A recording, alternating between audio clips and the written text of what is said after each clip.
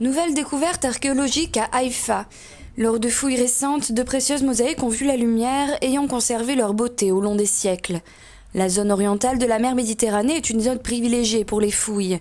Les nombreux effets de la période byzantine font ressortir la richesse de cette région, à la fois historique et culturelle. Pour cette raison, les étudiants en archéologie de l'université de Haïfa explorent souvent cette région sous la direction et surveillance de Kamil Sari. 3 églises ont été découvertes ici à la fin des années 60. Elles sont de l'époque byzantine. Les mosaïques sont colorées et décorées avec différentes formes géométriques. Nous avons compris qu'elles étaient des églises parce qu'elles étaient toutes construites vers l'est, où le soleil se lève. Par ailleurs, nous avons trouvé des colonnes et de nombreux crucifixes sur le terrain. Ce site était un camp militaire égyptien à l'âge du bronze, mais à cause de son emplacement stratégique, il devint rapidement une zone résidentielle. D'une part, il y avait le port, tandis que de l'autre, le site était entouré de villes importantes comme Acre et Césarée.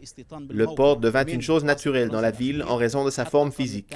Les maisons sont restées intactes jusqu'au 8e siècle, résistant aux occupations islamiques.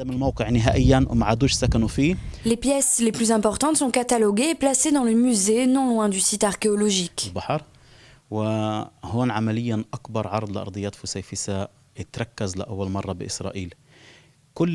Nous sommes dans le musée maritime de Haïfa, qui abrite tous les restes trouvés ici. Il contient de nombreuses mosaïques de partout en Israël ou découvertes autour de la colline du Poisson.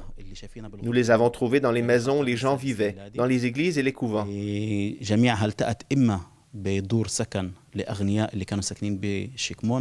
أو بالكنائس والأديرة اللي كانت بالفترة البيزنطية. والوفرة بأرضيات الفسيفساء اللي التقت بتل السمك. Le fait que tant de mosaïques ont été trouvées dans ce lieu témoigne du fait que c'était probablement une fois un atelier de mosaïque, également destiné à être utilisé à l'étranger. كان يصدرها لمواقع أثرية تانية.